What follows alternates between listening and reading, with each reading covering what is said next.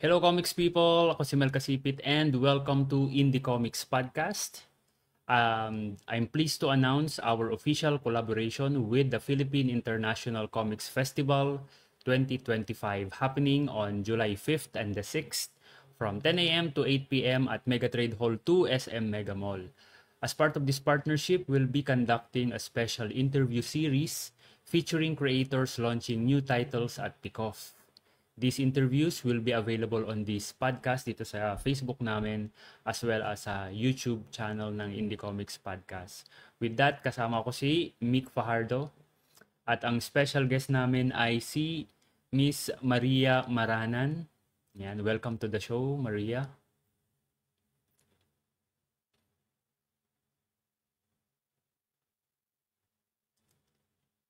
Ay, hello? Nakamute ka yata, Maria. Ay, okay. Hello, maraming salamat po. Ayan. So, can you please introduce us to your comics, yung Strike the Spark na Yes, ipapublish ng Pikoff at isa sa mga special selection ng Philippine International Comics Festival. okay. Actually meron po akong kopya dito. Ito yung proof na sinend ng printer. So, parang yung sample na ipe-print nila. Oops, yung background ko ponyo.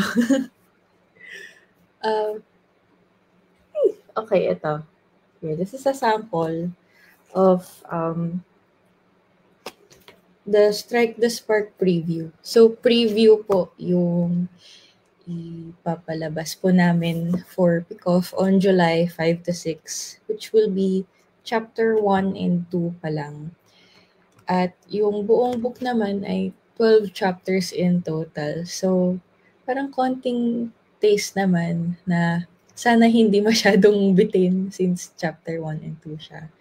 So, yung comics ko po na Strike the Spark, it's about 4 friends na high school at meron silang sariling club after school. Parang hindi official na school club. Sila-sila lang na magkaibigan. So often after school, they're going to meet at magdi-discuss sila ng mga socialist texts. Kasi mga nerd sila. And at the same time, in their school, merong mga labor issues yung teachers, janitors, at ibang workers sa school nila and the union at mukhang magkakaroon ng isang strike sa school. So, nagiging challenge for the students na baka hindi lang dapat tayo nagbabasa at nag-aaral, dapat may action din tayong ginagawa and they're answering that call to support the union. So, ayun po yung basic gist ng aking libro. Yan. Actually, nabasa ko na yung preview na 1 to 2 chapters and I can say na hindi siya bitin. Well, bitin siya in a way na gusto kong malaman yung yung mga susunod na chapters. Pero as 2 chapters na enough yung mga pages to entertain you and to make you think. Kaya congratulations dun sa natapos mo na. Ayun. So what about you, Maria? Ano yung background mo naman sa pagko-comics? Saan ka natutong mag-comics? Ano yung mga, yan, go ahead. Okay. Ever since naman po mahilig ako magbasa ng comics. Mostly manga. Kaya po, mas anime at manga style yung makita mong influence sa work ko. Tsaka nagbabasa din po ako dati ng mga newspaper comics. Nung uso pa yung newspaper. But mostly manga. Yeah. So kahit nung grade 1 pa lang ako, and people would ask you, diba, what do you want to be when you grow up? Yung sasabihin ko, gusto kong maging mangaka. Kahit walang may alam kung ano yung manga. Manga, mango. At dati, familiar po ba kayo sa Otakuzine? Ozine? Oo, syempre. Oo, syempre. Di ba May meron mas sila, na may mas nauna pa dun yung Questor. ayun yung hindi ko na po O naabot. mas luma yun. Yung Otaku Zin, alam ko rin yun. Opo. Eh, di ba meron din pong parang additional silang nilalabas na how to draw manga. Yung manipis lang po na books. Um, Yan po yung hinahanap ko when I was younger at naging interested po talaga ako sa manga at comics. So, nung high school ako, doon po ako nag-start na gumawa ng sariling comics at mag-self-publish. Mag-iipon ako and thankfully may support din sa parents ko. And I would always pay them back na nga. Yung first kong nagawang comics was written by somebody else, pero ako yung nag-drawing. At fan comics po siya ng General Luna. Kasi interested din po ako sa history. Actually, graduate ako ng history. So, history to talaga ako. And I started drawing my own series called Point Ma'am. Tungkol po siya sa debate tournaments sa high school kasi debater ako nung high school. At tungkol po siya sa mga high school crushes, ganun. Para siyang heartstopper noon kasi yun yung age, yun yung mga uso ng age ko at the time. And I was just self-publishing until nasubmit ko yung Strike the Spark sa Pickoff. Since familiar naman kayo, every year ata or every so often naglalabas sila ng open call for submission sa Pickoff. Anybody na Filipino can submit their pitch for graphic novel, no. So, nag-submit ako and thankfully natanggap naman. So that's what I've been working on for many years na po, since 2021 po kasi itong Strike the Spark. So, 4 years na po siya. And malaki din yung nabago sa story ever since. Ayun po. Yeah, nabanggit mo nga yan dun sa parang afterword nung first 2 chapters na iba na yung Maria nung sinimula mo yung comics at iba na yung Maria nung after. Why is that? Ano yung mga nag-iba? Yeah. Right now po, I'm 24. In 2021, I was 20 years old. So, sa age pa lang, diba, sa stages of life, may ina-assume ng big difference, no?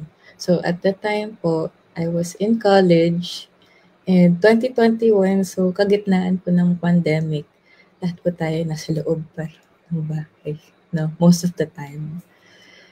And, syempre, marami po sa atin naging, diba, terminally online. Kasi, ano ba yung gagawin mo? Nakakulong lang tayo sa bahay. So, if ever kayo po or yung mga manonood na nakabasa po sila ng unang version ng Strike the Spark, which is online lang din, I would say there's a big difference. Yung first version, parang mas edgy po siya. I think it was more for me and my friends na tibak din. So parang for a specific audience lang po siya na baka kung hindi ka part ng target audience na yun, baka hindi mo magets. So hindi siya gaanong accessible in a way. On the other hand naman, yung current version, no,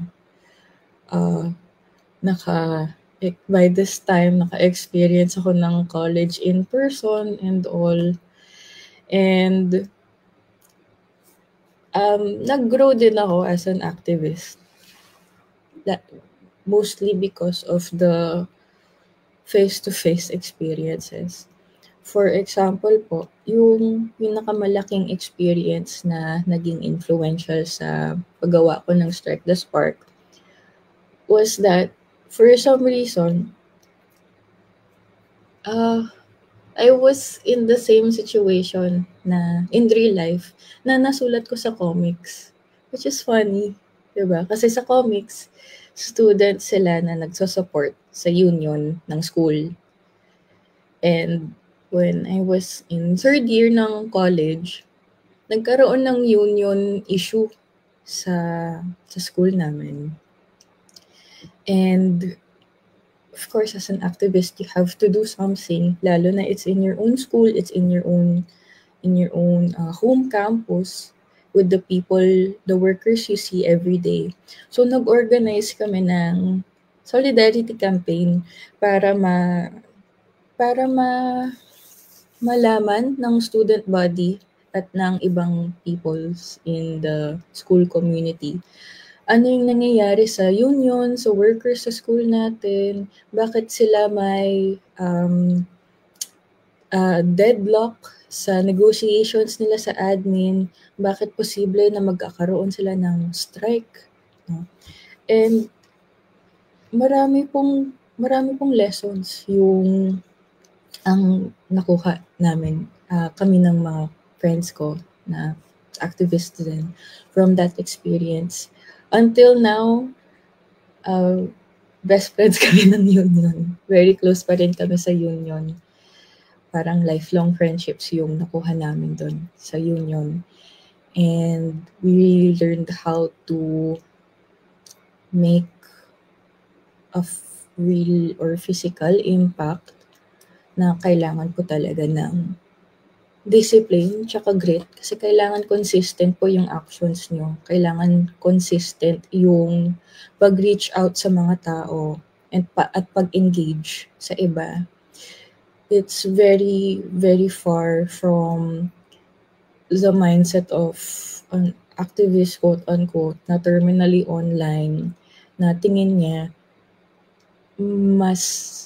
mas informed siya sa iba, arrogant siya, yung nakaka-turn off sa iba. When, on the other hand, yung totoong goal mo as an activist, as a socialist, should be to talk to people and learn from other people and engage with other people. Diba? So, I'm hoping na mas kita yung elements na yon in the current version. And I hope you'll read the full book pag kumpleto na, ginagawa ko pa rin. Kahit kaninang umaga po, nagda-drawing ako ng pages so far. The characters in the book, they're gonna do a lot of things to support the union. Like, basta mag-i-engage po talaga sila sa other students. At based po talaga yun sa na-experience ko as a student activist. Ayun po. Ayun. Very, very, anong tawag dito? Matapang yung comics na ginawa mo kasi very rarely na maka-encounter ako ng ganitong comics na ang tinatopic ay yung mga unions, yung mga strike, ganyan. Ano yung pagkakaiba niya dun sa nangyari sa yung experiences na dito sa story na to? Maliban sa syempre yung mga characters different, pero yung circumstances ba 1:1 na parallel o gaano ka pareho? Ilang percent? Parang hindi ko magaling sa math, di ko makalculate po. Sorry. Pero syempre po hindi naman siya 1-to-1 recreation ng na-experience ko. Inspired lang po. No? For example, I would say mas simplified po or mas streamlined, syempre para sa clarity ng plot or ng kwento. Diba? Hindi ko maisama yung lahat ng details. No? But in a way, it's also not just for me to write a story, but it's for me, myself. For, it's a way po for me to put into paper yung lessons na natunan ko from that experience and from other experiences in the past few years. Parang, para hindi po siya magulo lang sa utak ko, para concrete po siya. And in a way that I like, which is comics. You mentioned na you like comics.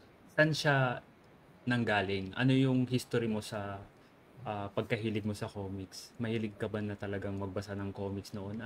At ano yung mga favorite mong comics at the time? Opo, ever since naman po nagbabasa po ako ng comics. Like I mentioned. At first po, mostly manga, tsaka Japanese comics. Kasi yan po yung alam ko at the time. But as I got into high school po, dun ko po na-discover yung Comic-Con, tsaka Comiket. Dun po ako nag-start na pa-discover yung local comics natin.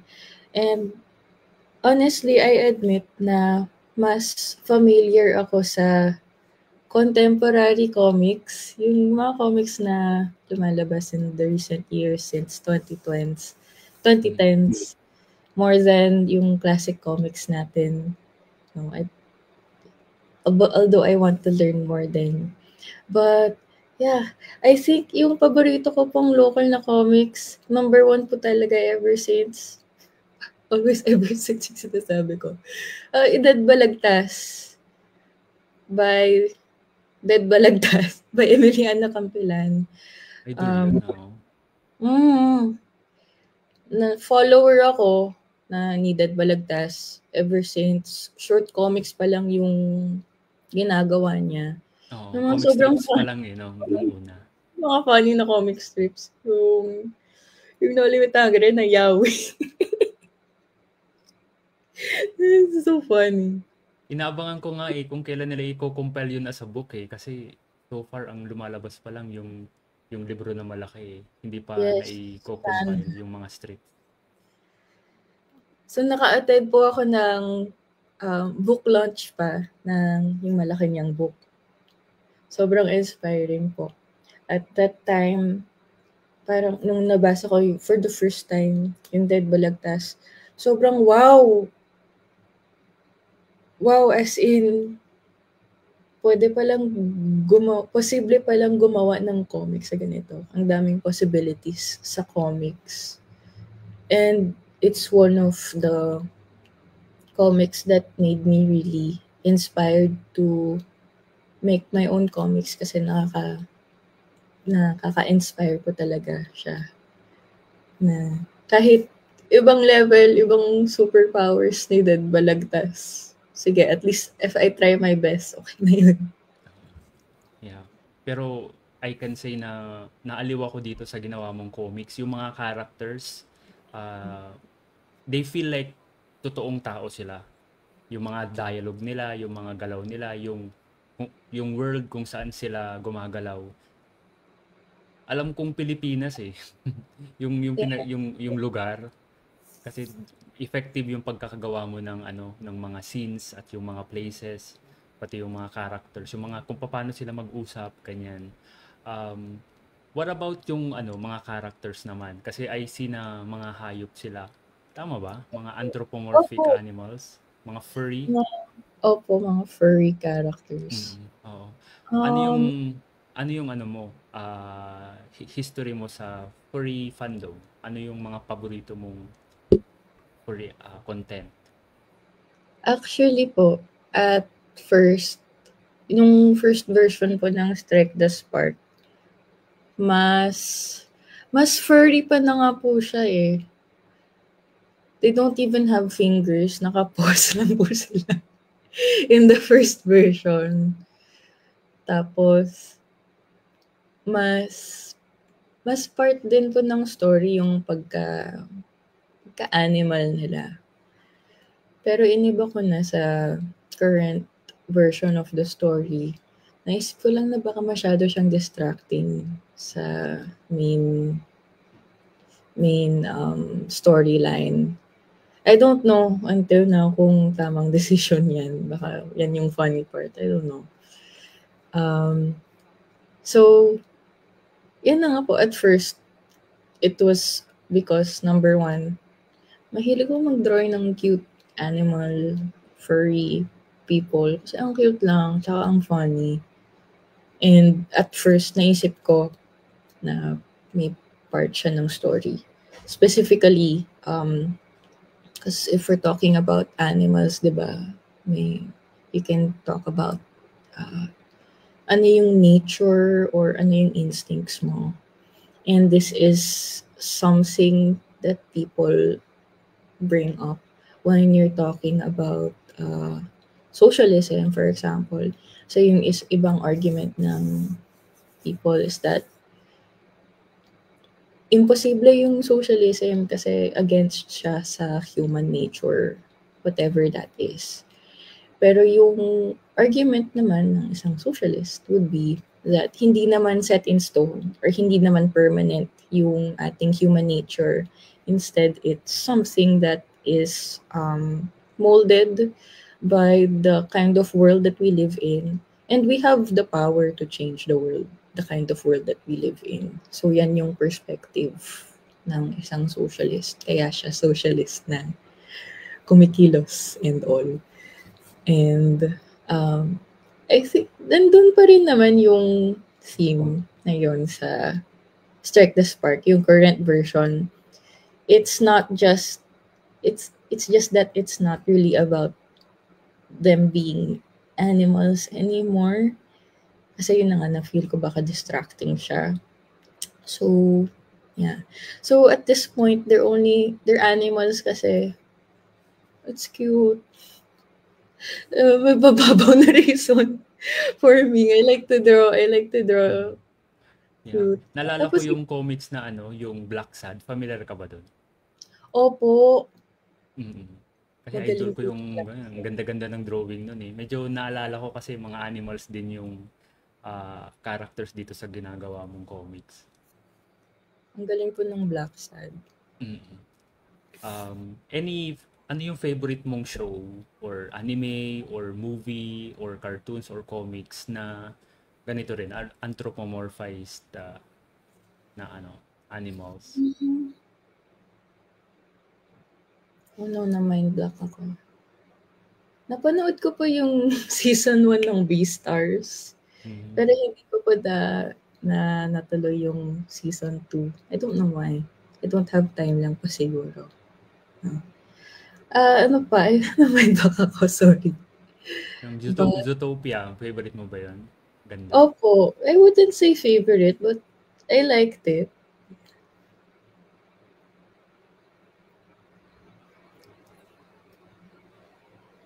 In terms of comics creation, napansin ko na hindi ko makuha kung traditional to or digital.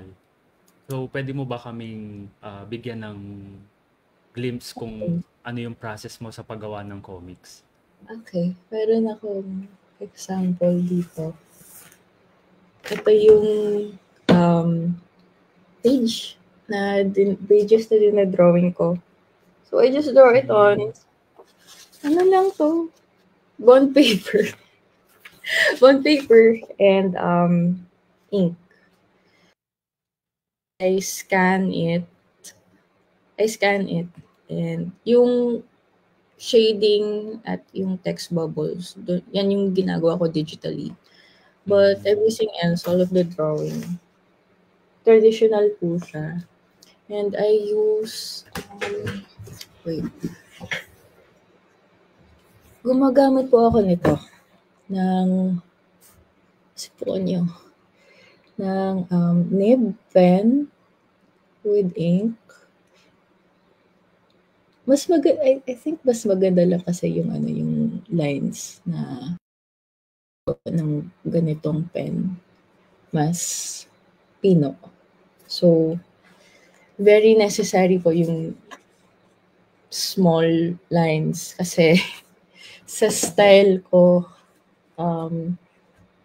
madaming panel sa isang page at mahilig ako maglagay ng details. So I really need a very small line. So that's how I draw the pages. Tapos pag may black na ganito, pentel pen lang. And then I just use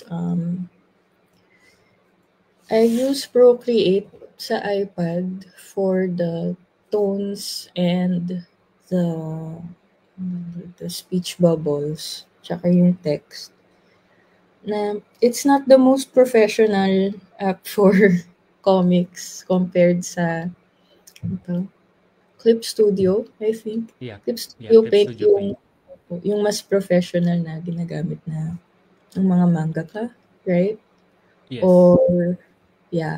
Or maybe, I don't know, InDesign na medyo scary, diba? So, InDesign pang ano yun, pang layout. Paglagay Oh, ng text, ganun. okay. Tapos Pero may yung kapag illustrations, comics, ano talaga, Clip Studio Paint. Opo. iPad po kasi yung ginagamit ko for the digital. And I think my Pero kasi yung InDesign, more on ano yun. Ay, hello? Hello. Yes. Hello, sorry. Sorry. Hindi ka ako yung InDesign kasi more on pang for print lang din yung ano, yung purpose. So. Oh, okay. Oh, I see. Baka iba yung naisip ko. Maingay ko rin ba yung audio? Hirapan ako magsalita. Hindi, sakto lang. Yung Clip Studio po kasi may subscription siya sa iPad, di ba? Oo, meron. Actually, meron akong Clip Studio sa iPad at meron din sa PC. Yung sa PC, one-time payment. Yung sa iPad, yung medyo mahal kasi subscription siya eh. Kaiba siya, apparently. Kaya Procreate na lang. Actually, meron ako yung sa PC. Yung sa Clip Studio, hindi ata kasi nako-convert sa ibang device. Yun din yung problem ko sa Studio. Meron din kasi akong iPad. So, ngayon, Procreate din yung ginagamit kong tool. Initially, dapat Clip Studio kasi hindi pwedeng ilipat license, which is medyo hassle. So, sana hindi sila magawa sa Clip Studio.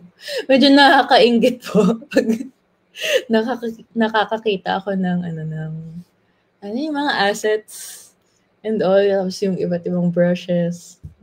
So many resources sa Clip Studio. Huwag kang mainggit doon kasi mas mainggit sila sa'yo kasi kaya mong mag-drawing manually na traditional. Mga ano na yung katulad mo, rare sa mga nagko-comics, yung traditional comics creator. Actually, so curious ako na kung ano yung gamit mo kasi nakita ko na mukha siyang traditional pero may mga ganito kasing style na digital din pero nagmumukha siyang trad. Pero yung sa'yo, totoong traditional talaga. And gumagamit ka rin ng mga dip pens going back dun sa gusto mo na maging mangaka. So talagang, I think, siguro parang ako, bumili ako ng mga nibs noon, mga G-pen, mga spoon pen, saka school pen para itry. Nagdi-dip pens din ako noon eh. Kasi nga gusto ko rin gamitin kung ano yung mga ginagawa ng mga mangaka. And nung nakakita ako, sabi ko, gusto ko ding bumili. Katulad ba kita, Maria, na ay G-pen din ba yung gamit mo? O ibang klaseng pen? Ibang nib po to. Yung shape po niya spoon nib. Yung ganyan na shape. But, the exact type of nib is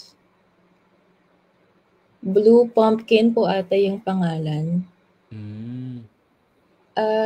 Maganda po sa spoon nib, yung ganitong shape, na not necessarily po Blue Pumpkin na kind, na type. Opo. I'm not sure po kung brand siya or kung type siya. I don't know. Yung maganda po sa ganitong shape ay kaya niya ng thin or thick lines. Depende po sa pressure. Pero nag-try din po ako ng Gnib. Mas for thin lines po talaga siya, no? Pero kaya din ng Oo. Ano yung G-pen? Matigas. Tapos masusugat yung papel kapag manipis yung papel na ginamit mo. Masusugat. So, Okay dapat naman gumamit ng bond paper. Mm-mm. Basta makikita mo naman sa packaging kung anong GSM. May bond paper na mas manipis, 'di ba? May bond paper na mas okay yung GSM. Siyempre ano yung mga 90 GSM para mas okay sa ink. Yung mga pens may kanya-kanyang ugali din eh. May pen na ganun lang. Hindi ka pwedeng itaas yung stroke kasi hindi siya susulat or iba yung feeling. So, kakaiba din eh. Ang question ko ay, bakit mo mas pinili ang traditional instead of digital naman sa paggawa ng comics? Kasi mas mabilis yung digital kasi hindi mo na kailangang i-scan, hindi mo na kayang linisin, ganyan. What about traditional na gusto mo? Actually, na-try ko na din po yung both. So, nung nagsa-start out pa lang po ako, mga 2017 hanggang 2019, digital po yung comics ko. So, my first comics were digital. It was nung pandemic, na nag-shift ako to traditional kasi nagka-art block ako. Not just for comics, but for all of my drawings. Nagka-art block. So, nag-try ako ng ibang medium at gumana naman na bumalik yung motivation ko mag-drawing. And it's what I prefer until now. Mas prefer ko yung may mahawakan ako. And I can see it easily. Actually, yung pinaka-hate ko na steps sa paggawa ng comic for Strike the Spark. I enjoy it naman, but the one I don't like is doing the digital steps. Mas prefer ko talaga yung mag-drawing on the paper. Pag tapos na ako mag-drawing, tapos kailangan kong mag-scan and I have to do the shading and the text. Doon ako na. Pwede ka magpaka-hardcore gamit ka rin ng screen tone yung mahal yung screen tone eh. Sobrang mahal. Kasi I'm thinking if I do my next comic, I'll do shading in another way. Maka-hatching na lang. Pero ang maganda naman sa Procreate is may packages na packages.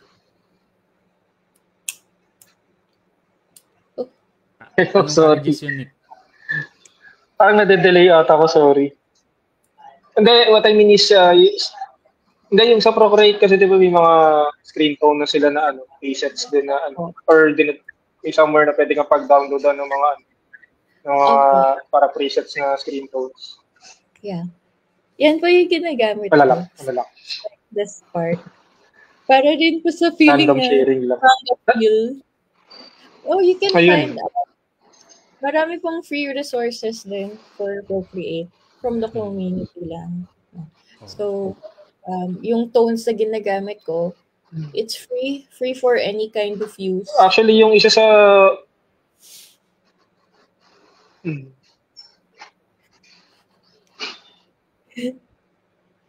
Hello. Sorry, may delay kapag Hala. Hindi ka nagde-delay ako. Sorry. Hello. Wala. Nagsasalita ako na interrupt ko kayo, sorry. Sige, go la. Okay. Yung halftones po na ginagamit ko, yung pang shading, it's from Halftone Hospital. At pwede nyo lang pong i-download for free. And free na po siya for any kind of use kasi free resource po talaga siya for comic creators. Kahit for ganito na publishing for commercial use, libre pa rin po. And I also use the fonts that I use, free resource din po siya for comic creators. Sa Blambot, marami din dun. Opo. Pwede nyo pong check sa Blankbot. The ones I use is, somebody made it. It's called Sarah's Fonts sa Coffee. Pwede mo siyang i-download sa Coffee. Tapos, up to you na lang kung gusto nyong maglagay ng tip for the creator. But free use din siya. So, hey. Ayun. Nakaka-relate ako dun sa sinabi mo na masayang mag-traditional at gusto ko ring i-convert yung mga comics ko into traditional pero kailangan mo ng space para gumawa ng traditional lalo na kapag deep pen, hindi dapat siya yung pag maupo ka lang sa sala, magdo-drawing ka. Hindi ganun eh. Kailangan mo ng dedicated table, ng dedicated yung kailangan meron ka nga ring routine eh na ise-set aside para makapag-traditional ka lalo na sa mga deep pen. Pero I really appreciate yung feeling ng lalo na kapag ginuguhit mo na yung deep pen, sinasawsaw mo tas maririnig mo yung ksh, ksh, Yes. Para siyang ASMR. ASMR. ASMR. Nakakatuwa. Pero gusto ko na nga pong i-video, pero wala akong equipment. Para overhead tripod yung kailangan mo kapag ganun. Medyo mahal din yun. Nagtitingin din ako nun. Hindi pa ako nakakahanap ng mura. Pag na lang. So, pero maganda as in, lalo na ngayon na panahon ng AI images. Opo, Diba? tama. Sobrang malaki yung advantage ng mga katulad mo na traditional artist kasi hindi nila madidiscredit na AI yung gawa mo kasi meron kang original art na pwede mong ipakita sa kanila. Opo. Ano yung pinaka-challenge mo sa paggawa ng comics? Kasi nabanggit mo 2021 mo siya ginawa na sinimulan pero hindi mo pa siya natatapos up until ngayon ginagawa mo pa rin siya. Ano yung mga challenges na na-encounter mo? Yung first na challenge siguro yung time. Because sino ba dito sa Pilipinas ay full-time na comicero? Diba? Madami. Konti lang actually. Konti lang. Konti. Oo. Pero Sobrang meron. May nakakagawa.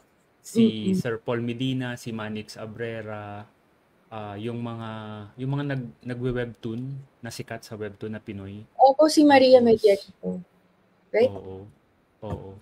Si Kong, Francis Martilino, isa sa mga host ng Indie Comics Podcast. Kaya siya hindi nakakapunta kasi meron silang recent na webtoon original na ginagawa. So, congrats. Yeah. So, may mga nakakagawa na full-time na comics lang talaga yung ginagawa. Sadly, ako hindi. Kapag may libreng oras, gagawa ng comics. So, siguro katulad kita na may ibang trabaho tapos sinisingit lang yung comics. Opo. Yan po yung time po talaga. And especially noon, I was still studying. Hindi ko talaga magawa kasi nasa dorm ako. So, sabi niyo na nga po, di ba, pag traditional kailangan ng space. Wala akong space doon sa dorm. Kaya naka-start lang talaga ako na mag-drawing for Strike the Spark. Last year lang. That's why I'm still drawing it until now. So, from 2021 until last year, liban po sa initial kong ginagawa na chapter 1 the first time. The only thing I was doing was fixing the story. So at first, yung una kong na-envision ay 5 chapters lang siya hanggang sa naging 12 chapters na siya in full. So, yan lang yung nagawa ko for about 3 years. And last year, was only the time. After akong graduate, nung graduating na ako, doon na po ako nagkaroon ng time to really start doing the pages. And when I started work, challenge ko ulit to to balance yung comics and a work schedule. And soon magsa-start pa ako ng masters. But I chose to take masters muna rather than juggle all the comics and the masters and the work. No? So, magma-masters and comics ako. So, really time po talaga. That's why at a day like this, weekend, I'm really going to try to put as much work in as I can. Kaninang umaga, I did 3 pages sa inks, which is okay na din because yung pangalawang challenge pala yung physicality or in the sense yung stamina or yung tiredness. Kasi physical siya eh. Kahit digital man yan, di ba? Physical yung pagdodrawing. So may limit po talaga. May physical limit in a day or even in a week.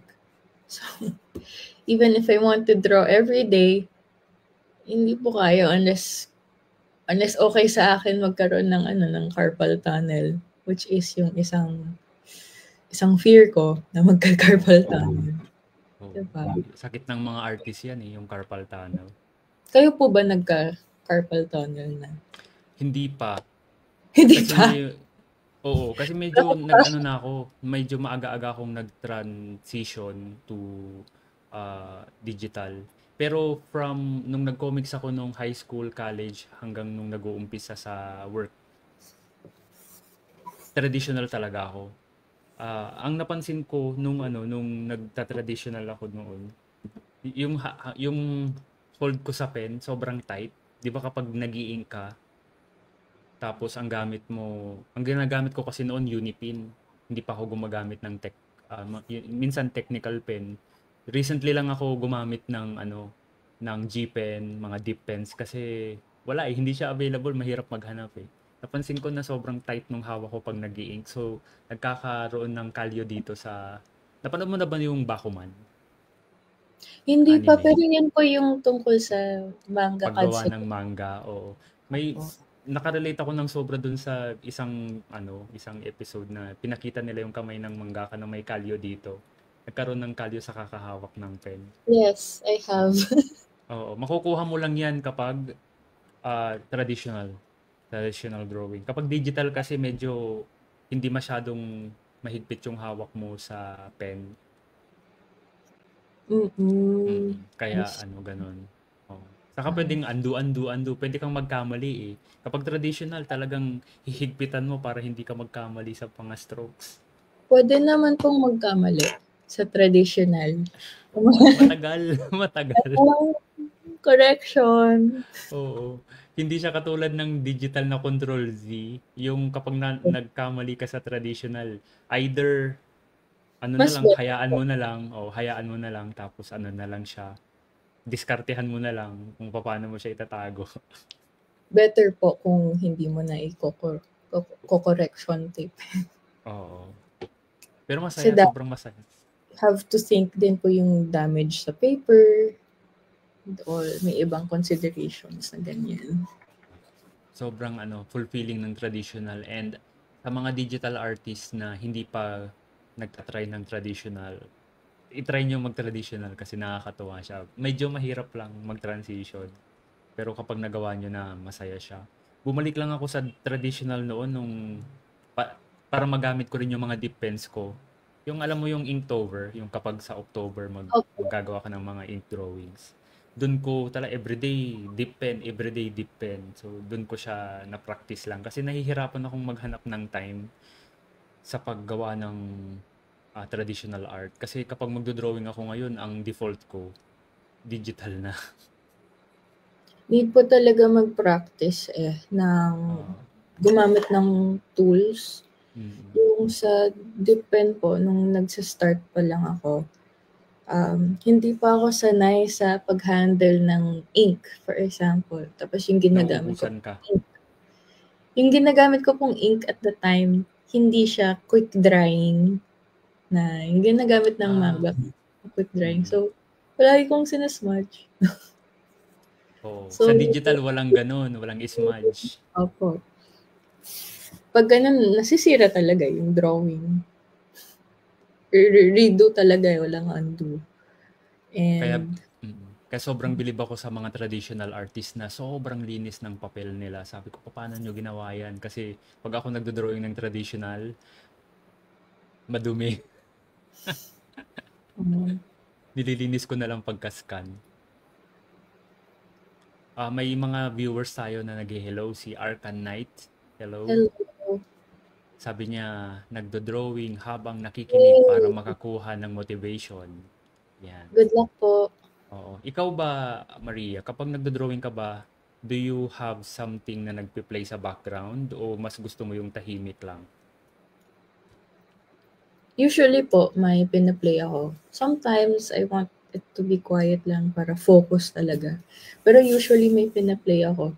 Yung favorite ko recently, nalimutan ko kung anong channel yun. May channel sa YouTube. Yung pinapost nila is vinyl rips. Parang video recording po ng turntable ng vinyl na basta parang real time nagpa-play yung vinyl. Pero yung ina-upload po niya na vinyl albums is parang video game albums. Tapos meron siyang Stardew Valley or there's one that's called Bloop. Tapos puro mga water level video game music. Parang cute lang. It's nice to listen to yung mga ganyan. Or yung mga video essay. Yung napakinggan ko while I'm drawing. But usually music. Nagagawa ko yung ganyan, yung nakikinig ng mga commentary, mga video essay or podcast kapag inking na. Pero kapag nagko-compose ako ng page, gusto ko walang distraction kasi nalilito ako eh. Hindi. Opo. Pag nagko-compose na nga po ako ng page, like pencils pa lang, needs to be, yan po yung kailangan na silent para makafocus ako. Lalo na pag mayroong dialogue, di ba? Oo. Nakakalito eh. Opo, nakakalito kung may nagsasalita dito tapos nagdo-drawing ka ng dialogue. Mamaya iba yung masusulat mo na script. So, only sa inking, tsaka sa yung pag-shading. Mga pang-fill na ng black, ganyan. Yung mga mindless na ginagawa. Opo.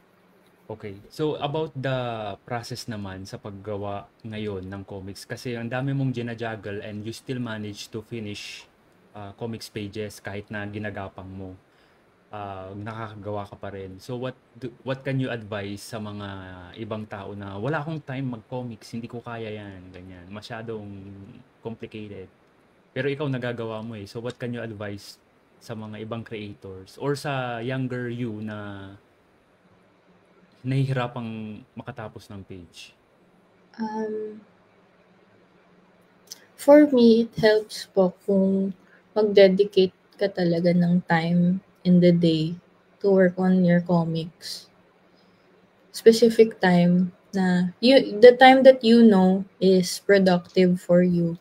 So for me, it's in the morning when after I wake up na mas productive ako sa comics.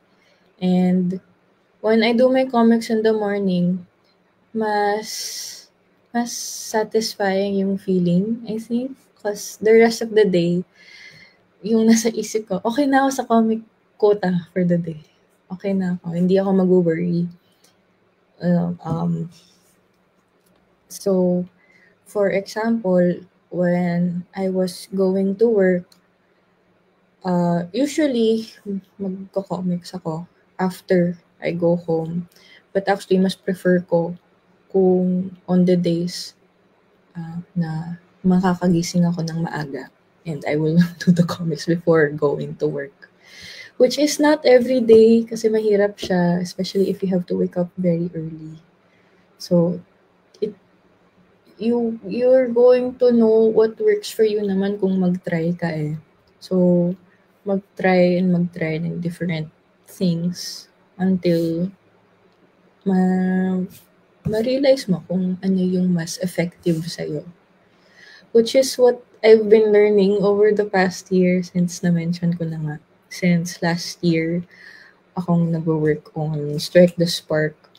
And I think masabi ko naman na consistent yung work ko.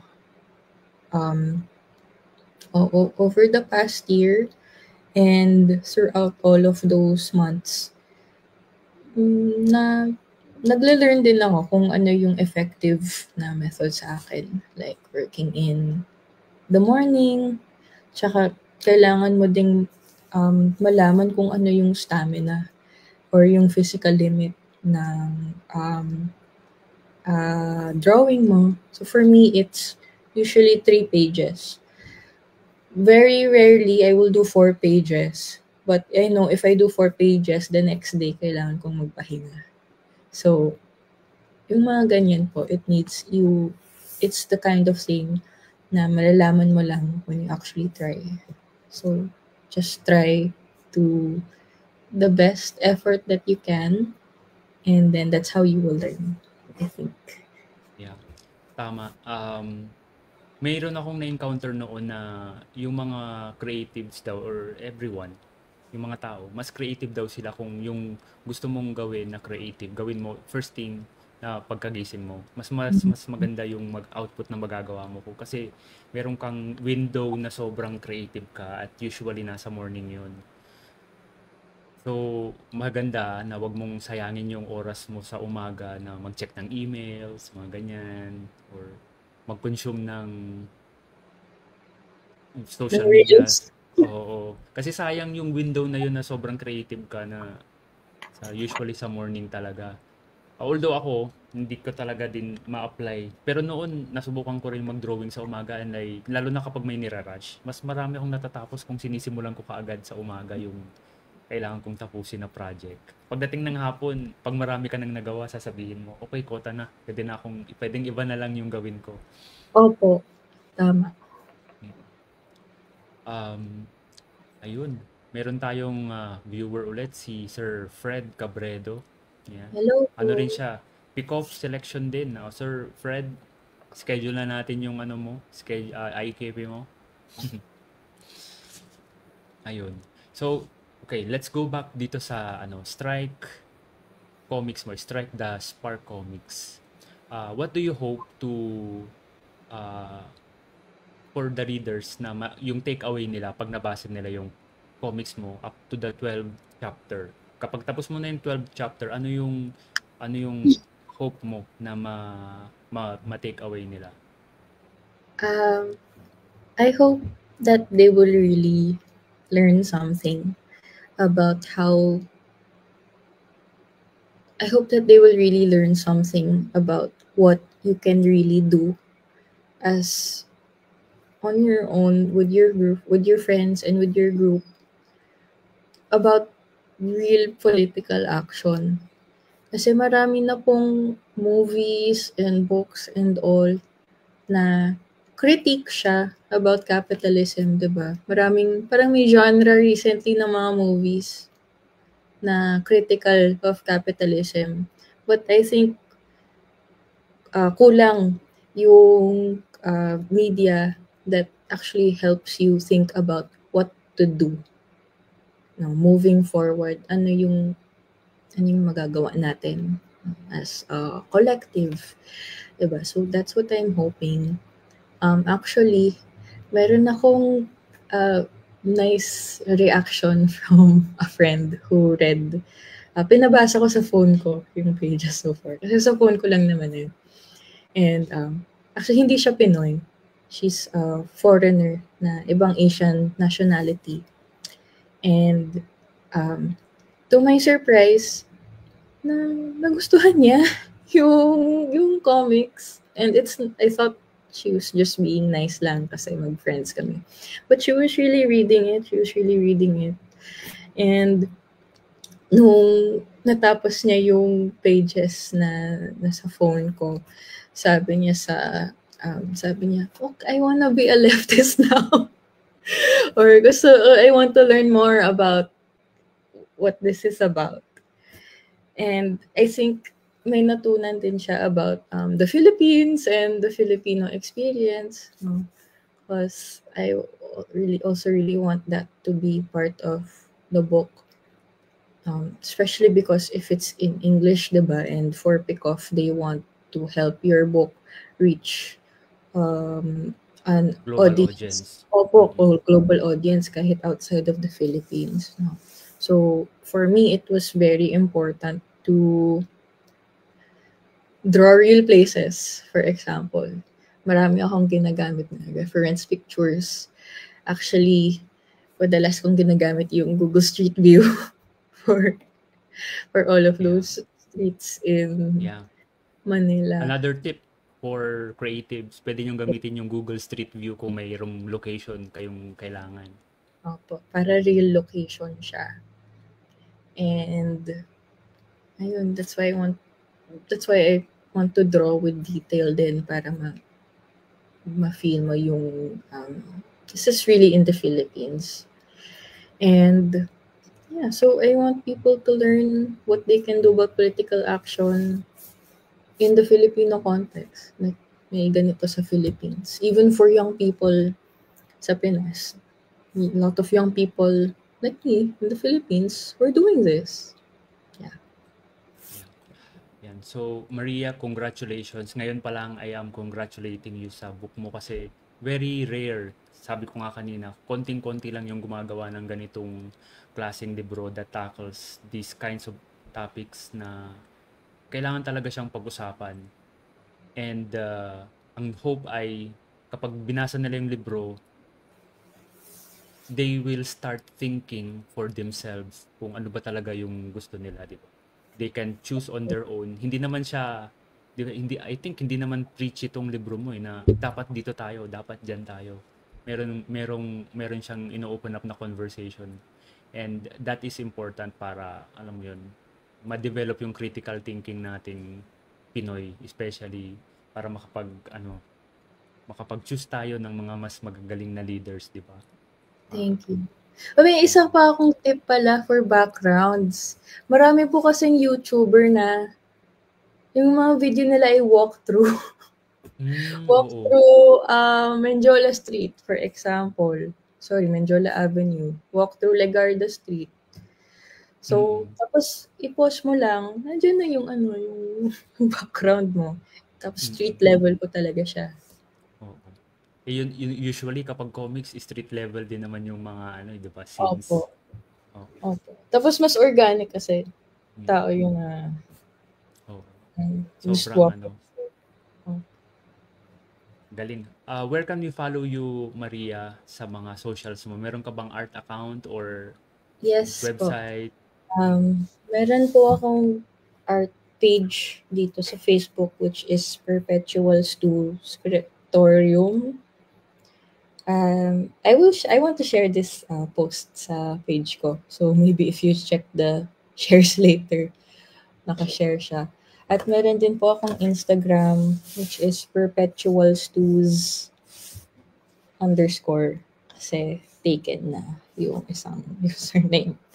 At meron din po akong newsletter sa Substack. Yung maganda po kasi sa Substack ay pwede kang magsulat ng mahabang post instead of the limited space sa Twitter or Facebook or Instagram. So, sa Substack po, nakasulat ako ng mas in-depth na updates on the comic and how I do the comic. Ayun po. Thank you. Ayun. Thank you very much, Maria. And thank you sa lahat ng mga nanood ngayong episode natin for this Sunday afternoon. Sana mayroon kayong mga natutunan, yung mga artists na may napulot kayong tips sa paggawa ng comics. So please go to Philippine International Comics Festival this coming July 5 and 6, Saturday and Sunday from 10 a.m. to 8 p.m. Megatrade Hall 2, SM Mega Mall. See you there. Yan, kita-kits tayo doon lahat. Thank you, Meron, Maria. Thank you, everyone. Just go ahead. meron po pala akong signing sa Uy, pick-off. Opo. i-promote natin yan. Anong araw at anong Sa oras? Sunday po, 1 to 4 p.m. Okay. Sunday 1 to 4 p.m. sa may pick-off booth o sa mismong may table ka doon? Wala po akong table, so baka sa pick-off booth po. Okay, sige. So, yun. Look for Maria Maranan doon sa kanyang sa pick-off para sa signing. And you can also get the book para mas ma-appreciate nyo yung mga pinag-usapan natin or namin kanina. Ayun. Okay, thank you very much, comics people. Thank you, Maria. See you sa next episode ng Indie Comics Podcast. Bye-bye. Thank you. Bye-bye.